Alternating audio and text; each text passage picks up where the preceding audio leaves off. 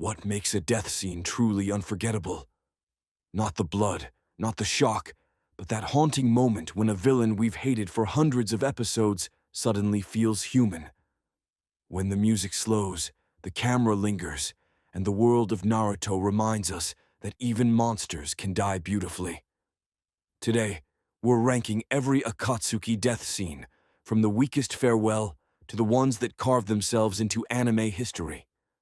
This isn't about who was the strongest or who killed the most people. It's about impact, how their death was written, what it meant, and how it made us feel. And if you love deep dives into moments that shaped Naruto forever, make sure to hit that like button and subscribe. It's the best way to help more anime fans find videos like this one. Let's begin with the quietest end of them all. Through 10, Zetsu, the disposable double. For a group filled with legends, Zetsu's death feels more like a glitch in the script. He was mysterious, sure, the two-toned creature born from Kaguya's will, the secret observer of Akatsuki's darkest schemes. But for all that buildup, his end, nothing but a flicker. White Zetsu was burned to ash by Sasuke's Amaterasu, and blink, you'll miss it. It's not even treated as a moment, it's just done. And the Black Zetsu, that ancient manipulator hiding in every shadow of the story, sealed away by Naruto and Sasuke like a piece of corrupted data, forgotten seconds later. His death is mechanical, no emotion, no payoff. It's like watching the curtain fall on a prop, not a character. And maybe that's the point. Zetsu was never human. He was the manipulation. Still, in a lineup filled with tragedy, betrayal, and redemption, Zetsu's exit lands as cold as stone. 9. Kakuzu, the greedy immortal who ran out of hearts. There's something darkly funny about Kakuzu, a man obsessed with money and hearts who dies broke and heartless. His lore is incredible. A bounty hunter who once fought the first Hokage, kept alive by stealing the hearts of others. A walking legend. But when it came time for him to die, the story blinked. Naruto's Rasen Shuriken shatters his last heart, but the real blow is narrative inconsistency. The build-up is fast, the ending rushed, likely a victim of pacing during the manga's publication crunch. Even Kakashi's final strike, meant to be poetic, feels like a technicality rather than closure. Kakuzu deserved a death that symbolized his obsession, something about greed eating itself alive, or immortality collapsing under its own arrogance. Instead, his end serves the theme, the new generation surpasses the old, but it's spoken more than felt. It's a death scene that tells instead of shows. And in storytelling, that's fatal. Chapter 8, Nagato, Pain, the god who died. Off-screen when Pain invaded the Leaf Village, it was the single greatest villain arc of Naruto Shippuden. His almighty push obliterated everything, but it was his philosophy that hit harder than any jutsu. He made us question justice, peace, and even Naruto himself. So, how do you kill a god? Apparently, quietly, and off-screen. Nagato's final redemption, reviving everyone he'd slaughtered, is one of the noblest acts in the series. But the moment it happens, the camera cuts away. We see no struggle, no final breath, no goodbye, just aftermath. His body slumps, the world moves on, and a legend ends with a whisper. That's what hurts, not the death itself, but the lack of ceremony. Nagato's philosophy deserved a grand requiem. Instead, we got a footnote. Still, thematically, it's powerful, a god choosing humanity over divinity. He gave back the lives he took and lost his own in the process. 7. Obito Uchiha, Redemption in Dust and Light. If there's one word that defines Obito's story, it's contradiction. He was once the kindest kid on Team Minato, the one who believed in hope, in love, in dreams. Then the world shattered. and from the rubble rose one of the darkest villains in anime, the man behind the mask. Obito's death hits not because of spectacle, but because of timing. By the time he falls, we've seen him commit atrocities, start wars, destroy nations. But in the end, he remembers who he was. He throws himself between Kakashi and a fatal blow, choosing to protect the same friend he once tried to kill. And in that instant, the war criminal becomes the boy who wanted to be Hokage again. The animation lingers, warm light, falling dust, and Rin waiting on the other side. For once, the Naruto soundtrack doesn't explode, it breathes. You feel it, regret, peace, and acceptance blending into one final exhale. And then comes the line, Naruto calling Obito the coolest guy. It's awkward, it's strange, but it's real. Because Obito wasn't cool, he was human. And that's what makes his death matter. If you think those were heavy, wait. Because from here on, every death isn't just tragic, it's art. The next ones don't just end stories, they redefine them. Verse 6, Conan, the paper angel's last stand.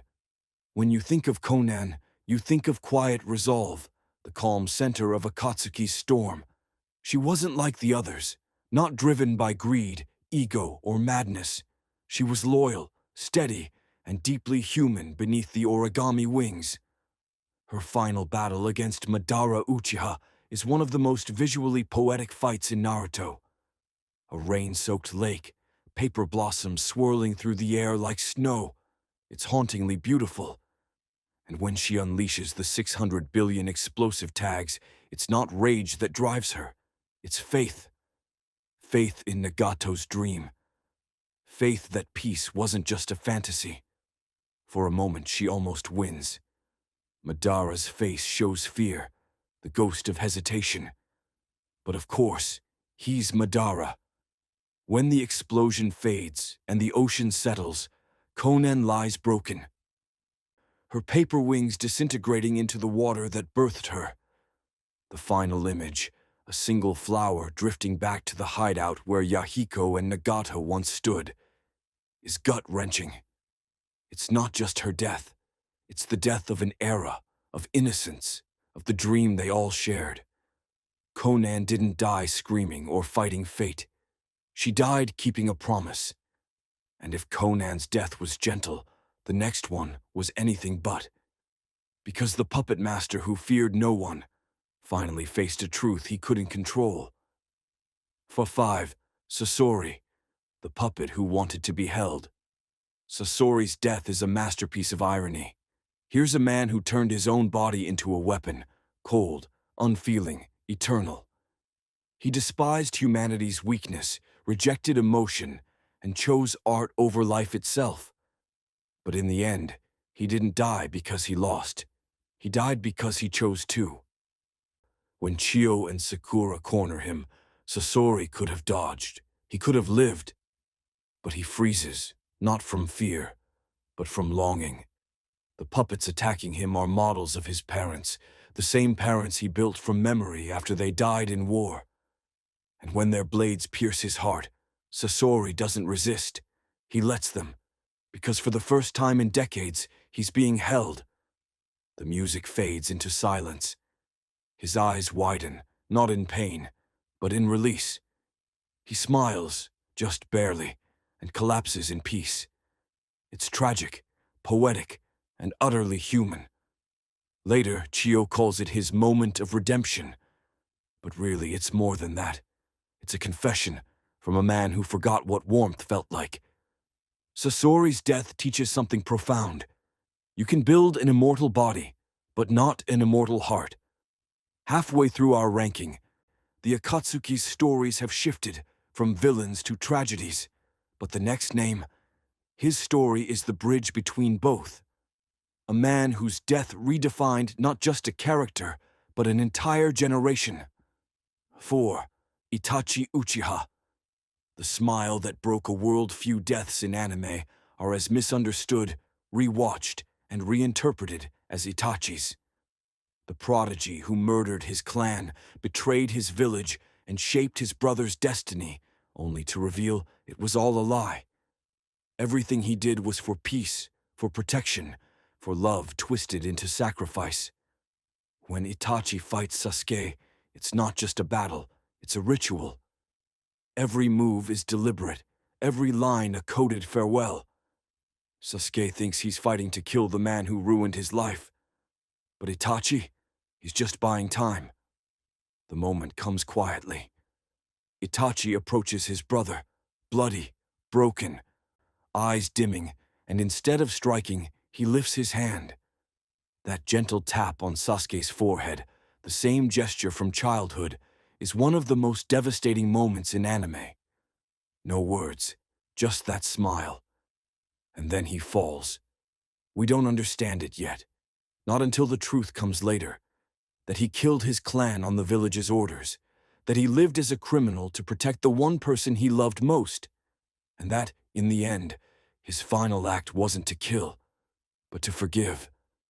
When the truth finally lands, Itachi's death rewrites everything.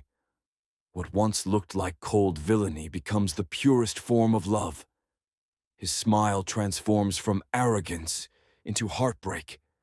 It's not just a great death scene, it's the soul of Naruto. If this list has hit you in the feels so far, go ahead and drop a like. It really helps this breakdown reach more Naruto fans. And tell me in the comments, whose death changed your view of the Akatsuki the most? I'll feature the most thoughtful reply in the next upload. But the next one isn't about redemption or beauty. It's about punishment, cold, poetic, and eternal. 3. Haiden. Immortality buried alive. Some call Haiden's death karmic justice. Others call it horror. Either way, it's unforgettable. Haiden was chaos made flesh, a sadist who worshipped pain, killed for pleasure, and mocked death itself. So how do you kill the unkillable? You don't. You bury him. When Shikamaru sets his trap, it feels surgical. Each step is revenge calculated to perfection. The shadows bind, the explosive tags ignite.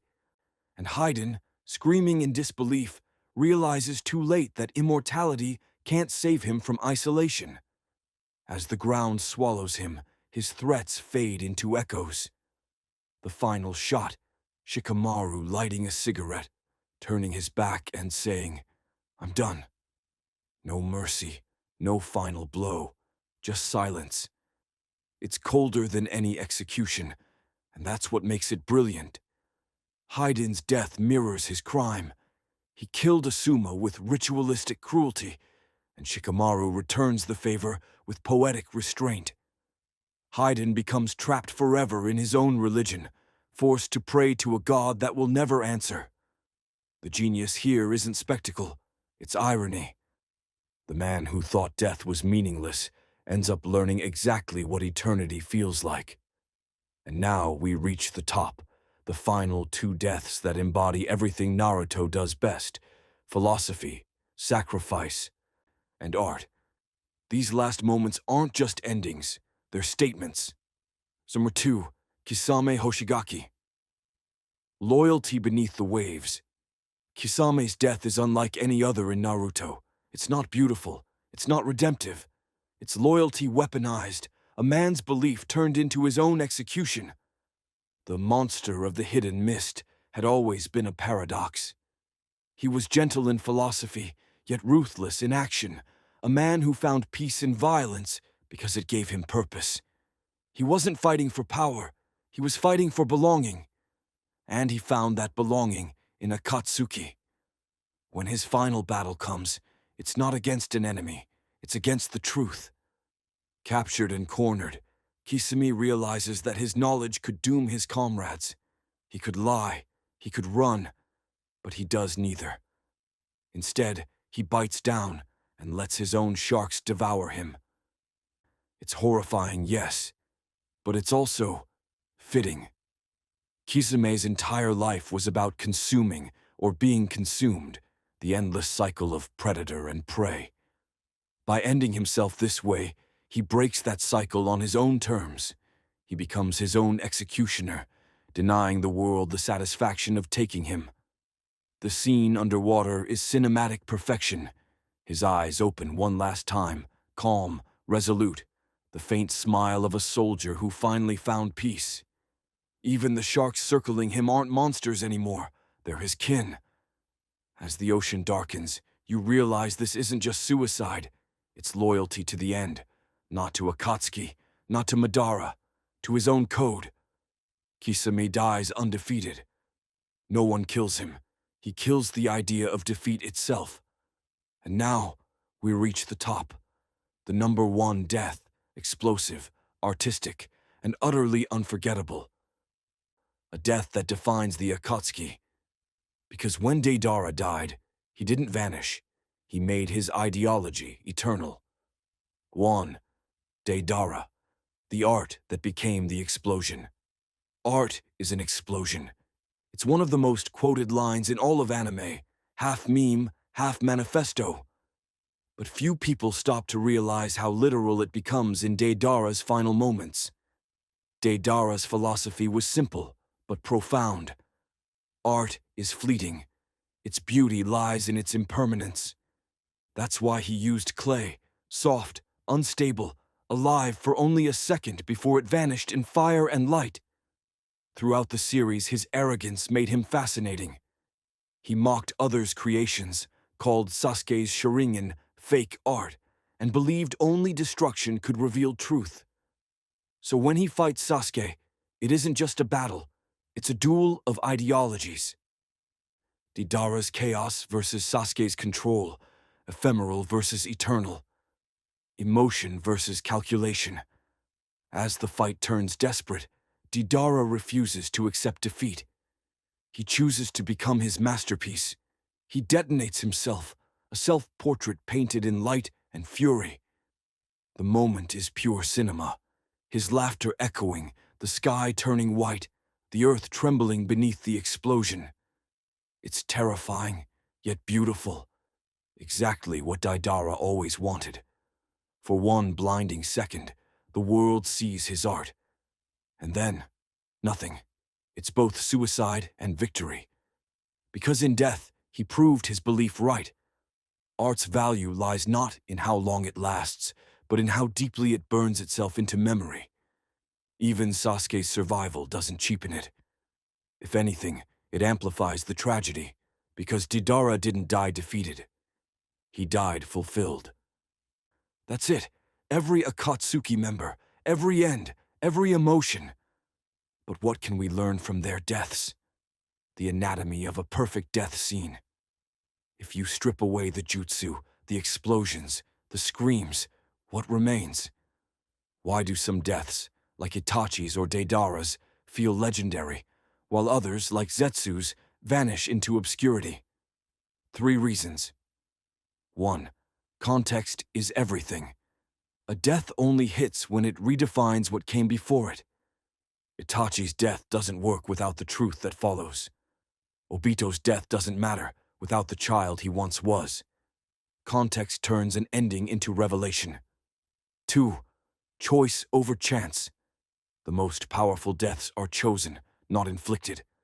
Sasori lets himself die. Deidara decides to detonate. Kisame controls his final breath. Choice gives death meaning. It's the last act of agency in a story that's been about destiny. 3. Emotion over spectacle. You can have all the explosions in the world, but without emotion, it's hollow. That's why Nagato's off-screen death stings. We don't feel it. We're told what happened, but we're not allowed to witness it. A perfect death lets you feel the heartbeat stop, not just the body fall. When all 3 align, context, choice, emotion, you get transcendence. That's Itachi's forehead tap. That's Deidara's explosion. That's Kisame's final smile underwater. And perhaps that's why the Akatsuki endure. They weren't just villains. They were mirrors, showing us every twisted way that love, pride, or belief can lead to destruction. Each of them died by the same thing they lived for. and that's why their deaths still echo. If this breakdown made you see the Akatsuki differently, if at any moment you felt that strange mix of admiration and heartbreak, then subscribe right now. It's free, and it helps me make more deep dives into Naruto, Bleach, and Jujutsu Kaisen every single week. Comment below. Which Akatsuki death hit you the hardest? Was it Itachi's quiet truth, or Deidara's final flash? I'll feature the top comment in the next episode, where we'll break down the emotional architecture of Kakashi versus Obito. The Akatsuki weren't born evil. They were dreamers twisted by a cruel world. Each death we watched wasn't just an ending, it was an unveiling. We saw loyalty, pride, obsession, and despair, all stripped bare in their final seconds. And that's what makes Naruto timeless. It teaches that death doesn't erase a character, it completes them. In every explosion, every silent fall, every whispered goodbye, there's truth. The truth that no matter how dark your path, your final act can still be your most human one. Thank you for watching.